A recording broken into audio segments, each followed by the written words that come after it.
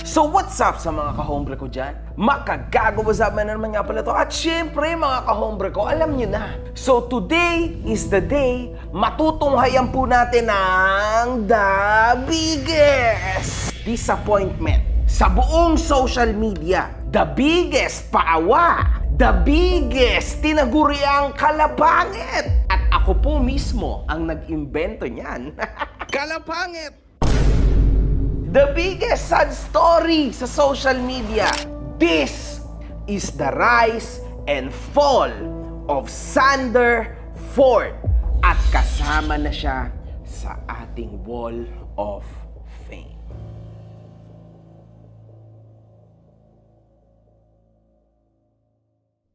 Si Marlu Salcedo Arizala, o mas kilala sa pangalang Xander Ford, ay isang Filipino social media personality na isinilang noong Mayo 11, 1998. Naging artista din si Marlu ng isang sikat na management. Sa kalaunan ng kasikatan ni Marlu, siya ay naging endorser, influencer, at makikita pa natin ito sa mga commercials at billboards. Sa panahon na yon, sobrang kasikatan talaga natamo ni Marlu sa publiko. Pero hanggang saan kaya ito tumagal at paano ba ito nagsimula? At ito pa mga kahombre ko, magtataka kayo, wala akong ini-state o ibinabahagi sa inyong numbers sa social media followers niya kasi unfortunately, hindi tumutugma yung numbers niya sa social media sa kanyang kasikatan. He is a very successful too, pero very successful siyang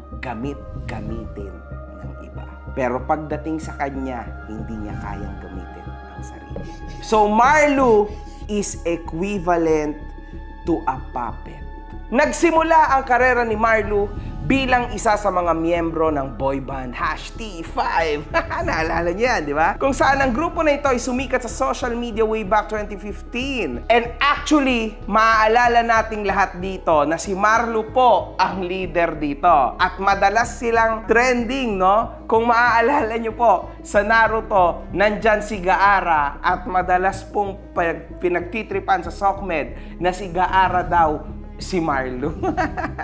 So yan mga boss, napakaraming memes niyan, no? Sa isang bagay din, wala talagang #T5 kung wala si Marlu because there was nothing really special about them, kundi si Marlu lang. Kaya sila napapansin dahil nga sa bukod katangian na yon ni Marlu. Ngunit sa kasamaang palad, mga kahombre ko, dumating sa point na iniwan sila ni Marlu. At syempre, dumulog itong mga ito kay Lloyd Cadena. At dito naglabas sila ng mga saloobin nila tungkol kay Marlu. And that was actually sad.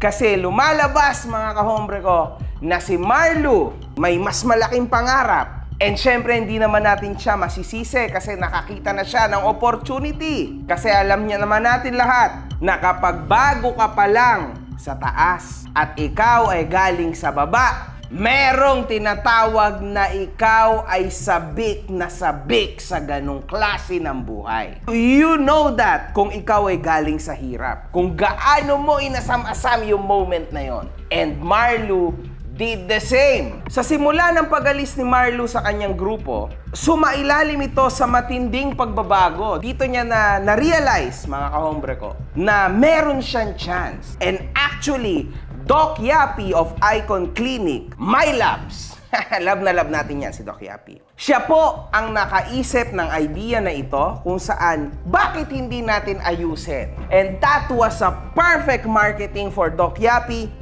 Sobrang intelihente po ng idea na yon. And in fact, mga kahombre ko, dito lumabas yung kanyang stage name na Xander Ford. After niyang sumailalim sa plastic surgery, ayon sa kanya, 435,000 pesos po ang nagastos ng Icon Clinic kay Marlu para maayos siya from ganong itsura to ganitong itsura. Yung naging pagbabago ni Marlu, sobrang crazy po yan sa Philippine history, mga kahombre ko. And in fact, nung panahon na yun, nandun din si Rosmar as a fan girl ni Marlu. Diba? Naalala natin yan kay Corina Sanchez. Lumabas po si Marlu noong October 1, 2017 sa palabas ni Corina Sanchez na Rated K. Tindi ng suporta kay Marlu or Sanderford. And dito na lumawak ng napakatindi that night na bago ng tuluyan ang buhay ni Sanderford. Tama ba na iniwan niya ang #T5?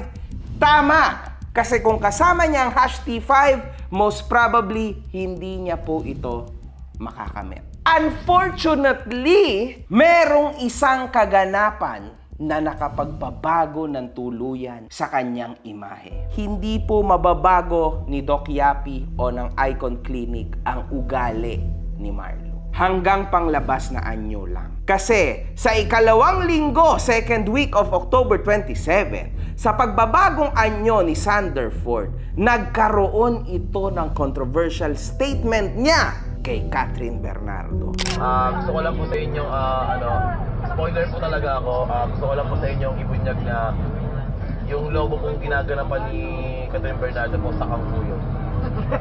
Kaya po sa mga naniniwalang gusto maging #1 FHM model si Catherine Bernardo, wag na po kayong umasa.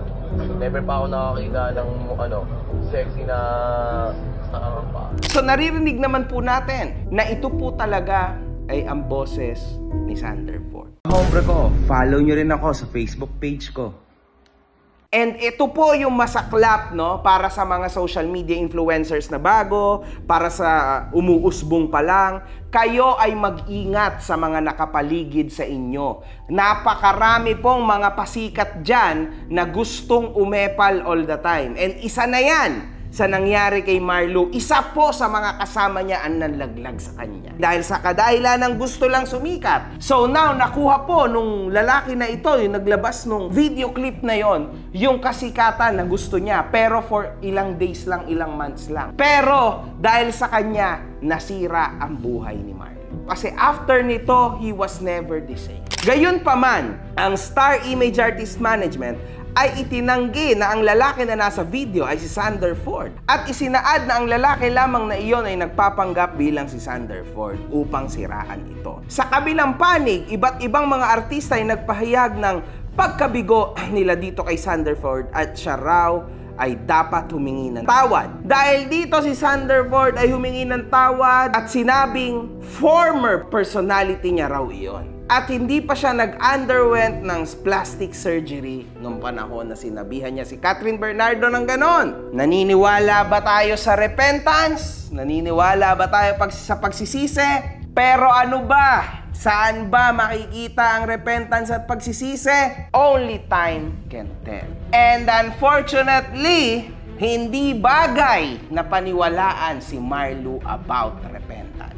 Because yan na talaga ang ugali niya. Sabi ko naman sa inyo, mga kahombre ko, kapag hindi mo gusto na mag-repent ka, sinasabi mo lang yon bilang defense mechanism, it will never work. Somewhere down the line, lalabas at lalabas pa rin yung tunay na ikaw. Hindi all the time nakataas yung awareness mo at yung pang-deceive mo sa tao. Somewhere down the line, lalabas at lalabas pa rin yung tunay mong itinatago. And that's what happened to Marlu. Sa kabila naman ng pag-amin at paghingi ng tawad, nakatanggap ng iba't ibang negatibong komento at pagkawala ng respeto si Marlu. Talagang unfortunately, ayan yung pinakamasaklap na nangyari kay Marlu, mga kahombre ko. Pinakamasakit po yan sa lahat. Kasi dyan talaga nagsimulang bumagsak ang kanyang karir. Because nung panahon na yon, mga kahombre ko, if you were to make a mistake,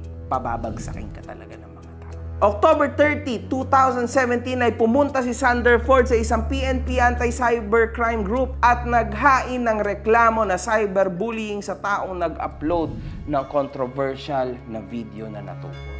Then yun nga yung video na parang unang kumalat, pinagmulan ng lahat na parang pinost niya, tapos hanggang sa nag-trending laman ng Katniel fans. Walang nangyari doon, mga kahombre ko. Noong July 2018, isinaad ng Star Image na sinuspend nila si Sander Ford sa kadahilan ng pagiging unprofessional nito. Nagbigay pa sila rito ng iba't ibang mga dahilan ng pagiging unprofessional nito, tulad ng sinigawan niya raw dito ang ABS-CBN Marshals patanong na kung hindi ba daw nila kilala si Sander Ford. Hindi pag-ere ng appearance si Sander Ford sa show na Gandang Gabi Vice sa kadahilan ng pagpapakita ng unprofessionalism sa production staff ng nasabing palabas. Sa naging issue nito kay Catherine at sa pagkawala o missing ni Sander noon, kung saan ay pinaliwanag ni Sander Ford na nagbakasyon lang daw siya sa mga araw na yon. Naalala nating lahat yan, di ba? Parang all of a sudden na wala siya ng 1 linggo ata yun, 2 linggo, no?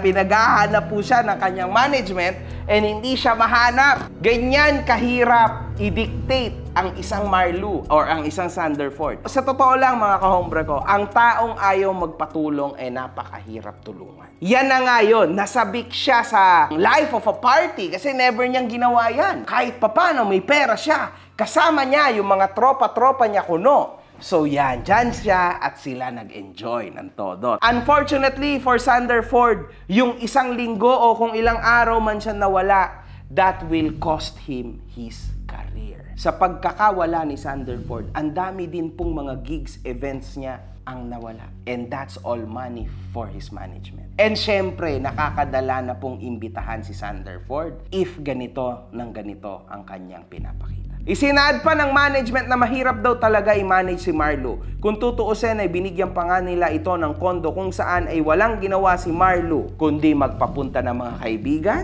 Binigyan ito ng pera at allegedly under influence of alcohol and damo. Totoo yan, mga kahombre ko. Talagang ganyang kalala si Marlu. Si Marlu po ay napakabait si Sander Ford. Yun yung motibo kung ba't niya nagagawa itong mga ito. Kasi ang bilis niyang nagpapauto o magpauto sa kanya-kanyang mga tropa. Noong April 2019 naman, isinaad ng Star Image na binawi na nila ang pangalang Sander Ford kay Marlu at ibibigay raw nila ito sa panibagong tao na deserving ito. Unfortunately, mga kahombre ko, diyan na nagtapos ang Sander Ford era ni Marlu. Si Star Image, kumuha sila ng ibang Sander Ford but nothing happened. Hindi na nila nagawa yung hype na nagawa nila kay Marlu. Noong 2019 ay pinasok din ni Marlu ang mundo ng gaming, kung saan ay nakasagupa niya dito si Doggy at nagkahamunan ito ng pustahan. Ang pustahan na ito ay patuloy naging atrasabante at sa dulo ay hindi naman naganap. At the end of the day, pinasalamatan din ni Doggy si Marlu dahil isa ito sa tumulong sa kanya. This was all hype. Alam naman nating lahat na si Doggy po, mga kahombre ko, ay kilalang kilala bilang hype king ng ML, no? So isa po si Marlu sa ginamit niya for this to happen. And yes, it happened for real na talagang trash talkan sila, balikan, pustahan, tas hindi naman natupad ang kanilang inaasam-asam na inkwentro. Noong June 18, 2020, kinall out si Marlu online ng ex-GF nito na si Isa Cabrejas, kung saan sinabi nito na inabuso raw siya at ni-rape pa. Dumating din sa punto na umabot pa ito na ipinatulfo siya ng kanyang ex-girlfriend, mga kahombre ko. Miss Isa, Po. okay, ano po itong reklamo nyo laban sa inyong ex? Sinasaktan niya po ako. Bakit nangyayari po yung pananakit? Anong problema niya, ma'am? Pinilit niya po ako na may mangyari po sa akin. At kapag ayaw mong gawin yon, Sinaktan niya po ako. Noong July 17, 2020, inihayag po ni Marlu sa SOCMED na siya raw ay parte ng LGBTQ community. Naalala niyo ba to, mga kahombre ko? This is because pinamumuka nitong ex niya na siya ay ni-rape ni Marlu. At definitely, hindi niya daw ito magagawa kasi siya ay bisexual. Noong December 2020, ay umabot na sa punto na naaresto si Marlu, mga kahombre ko. Nasampulan sa Pasay ng violence against women na reklamo sa kanya ng kanyang ex. Na talagang nakulong po si Marlu dito ng ilang araw, mga kahombre ko. Gusto mo bang kumita ng walang puhunan? Gusto mo rin bang magkaroon ng extra work? Or pwede mo rin namang gawing primary work? If yes, ang iyong sagot, humanap ka lang ng negosyante na gustong mag-expand sa kanyang negosyo with at least 5 years checking account at properly handle na may kompletong business document. Pwede ka nang kumita at matupad ang mga pangarap mo sa buhay. Madali lang, di ba? Walang kahirap-hirap. Magbibigay din kami ng iba't ibang incentives sa inyo, depende sa dami na maipapasok nyo. So, ang cellphone number po na dapat nyong kontakin dito ay 0917-162-5696. Sa mga sumunod na araw, si Marlo naman ay nakalaya pagkatapos siyang tulungan ng kanyang management at ng kanyang co-artist, kasi part din ako ng Star Image back in the day, tinulungan ko din po na makalaya si Marlo. Nagbigay din ako ng X amount of money para siya ay makapag-bail. Part tayo sa sitwasyon na ito ni Marlo. And up till now, he's very thankful about this. Kasi kawawa talaga si Marlo, mga kahombre ko. Kahit sakto-sakto lang din naman ang pera ko ng mga panahon na yun, naawa talaga ako. No? After nyan, mga kahombre ko, napagpasyahan ng ex na wag nang ituloy yung kaso. Pagkatapos, naganap lahat ng naging kasunduan nila. Ito, yung sinasabi ko, na dito mo mapapansin talaga na si Marlo ay nakatulong kung kani-kaninong mga tao. Lalo na sa akin, mga kahombre ko, he helped me a lot. Hindi ko sinabi to sa iyo kanina habang nag-uusap tayo off-cam. Gusto ko sabihin sa iyo on-cam na si Marlo talaga yung nagbigay sa akin sa second part ng karir ko ng kasikatan. Itong tao na to, marami itong natulungan sa amin. Pero yun, Marlo, gusto ko magpasalamat sa iyo on-cam. Kasi totoo yun. Legit talaga yun, guys. Kahit tingnan nyo pa sa YouTube channel ko, totoo talaga na isa to sa dahilan kung ba't ako sumikat para. Sa panahon na to, mga kahombre ko, si Marlo is a dying artist. Naaalala pa rin siya, but wala nang may gusto sa kanya, pigang-piga na siya, and all. But I was there to help him. Sa patuloy ng pagguho ng karera ni Marlo, humingi ito ng tulong sa iba't ibang mga influencers kung paano ito makakabalik sa Sokmed. At dito niya natagpuan ang BOTY, Battle of the YouTubers. Tinanggap ko siya dito, mga kahombre ko, because I know na kaya ko pampigain itong tao na ito. And syempre, I know too na nangangailangan siya and sakto 100,000 ang talent fee sa BOTY noong mga panahon na yon. So tinanggap ko siya para matulungan siya ulit. Nagsimula muli ang panibagong yugto ng karir ni Marlo sa pamamagitan ng paglahok sa isang duelo ng basketball kalaban ang sikat na kaibigan ko na si Mark. Pagkatapos ng naganap na laban, nagresulta ulit ito sa muling pagbabalik ni Marlo sa Sokmed. Nagkaroon siya ng malaking talent fee at nakapag-promote din siya ng sugal.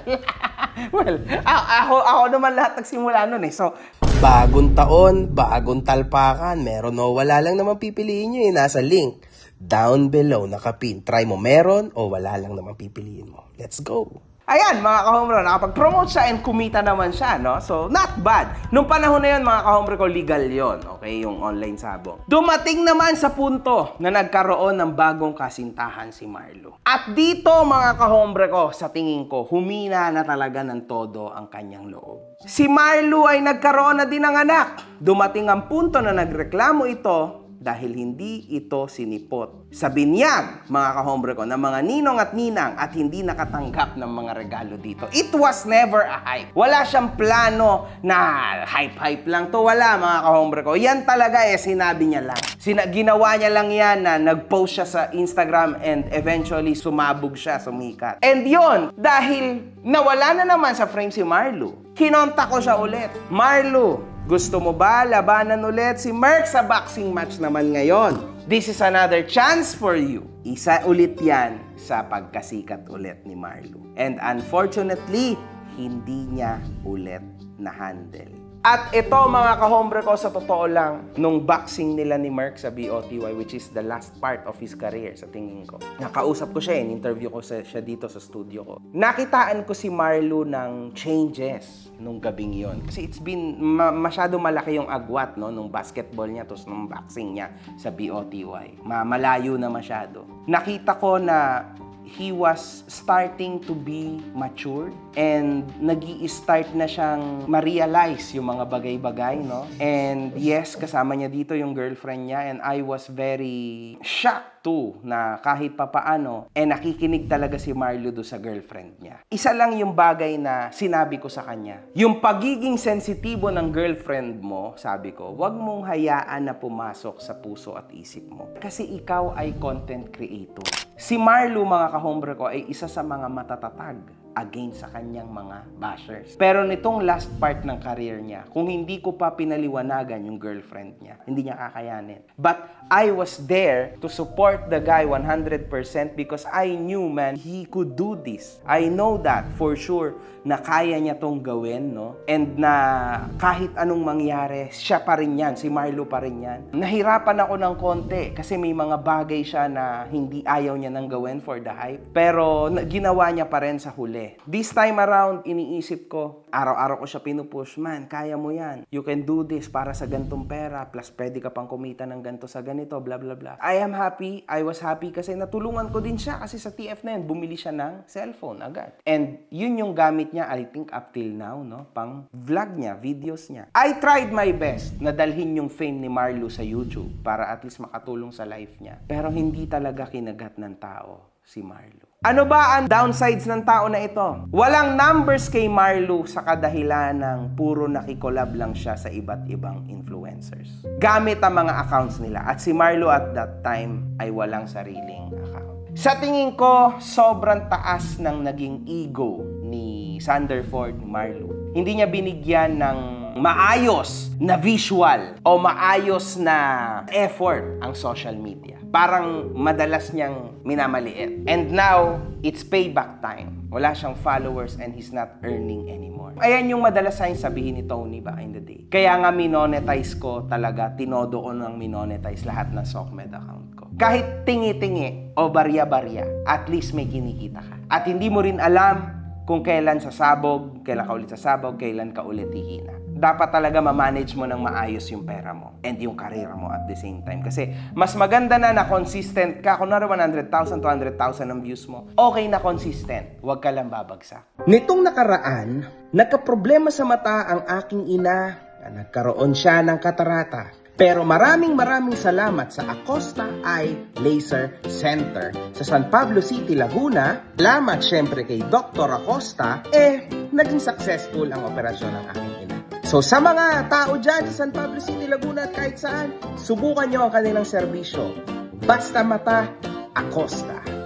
It's better to try than not to try. Ayan yung naging problema ni Marlo kasi sa tingin ko hindi niya pinursu. Parang ginawa niya lang kasi dahil pinupush ko siya sa YouTube noon. So hindi niya talaga pinusuan and wala talaga doon yung puso niya. And this is what happened to him. Lagi pa siyang nagpapaawa tapos sa tuwing binibigyan siya ng opportunity, mga kahombre ko, tinatarantado niya lang lahat ng oportunidad. Opportunity comes once in a lifetime. Kay Marlo lang talaga incredible na napakarami niyang naging opportunities. Sa akin pa lang, BOTY pa lang, 2 beses na siya nagka-oportunidad. Yung Battle of the YouTubers, napakaraming taong napasikat noon, mga kahombre ko. That was his chance to go up again. But he never did. Kung maalala nyo si Zainab, isipin nyo yun, mga kahombre ko. It only took one, yung live niya. After nun, mga kahombre ko, yun na, sumabog na siya mag-isa niya. Ganun lang yun.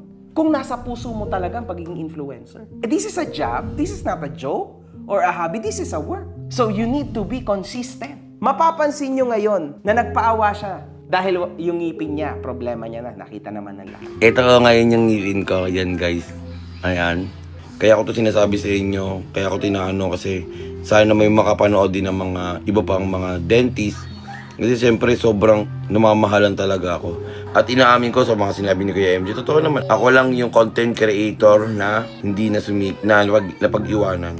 And now, napansin siya na isang dentista at ginawan siya ng bagong ngipin or ginagawan siya ng ngipin. It's good for him. Pero unfortunately, hanggang dyan na lang po talaga ang kasikatan ni Marlo. Alam mo, Marlo, if you will not change your ways in life, kalimutan mo na yung sa karir mo. If dala mo yang ginawa mo na yan sa SOCMED sa life mo, your life will be miserable. Kasi hindi ka pwedeng magpaawa, manggamit, sabay tatarantaduhin mo yung ginamit mo. Or else, hindi ka tutupad sa usapan na inoohan mo. Pagka meron kang konti, tumataas si sungay mo, nag-iiba ka, lumalaki ulo mo. Huwag mong dalhin to sa tunay na buhay because it's not gonna work, Marlo. Itong mga klase ng ganitong trabaho, hindi magiging ayos. It will ruin your life.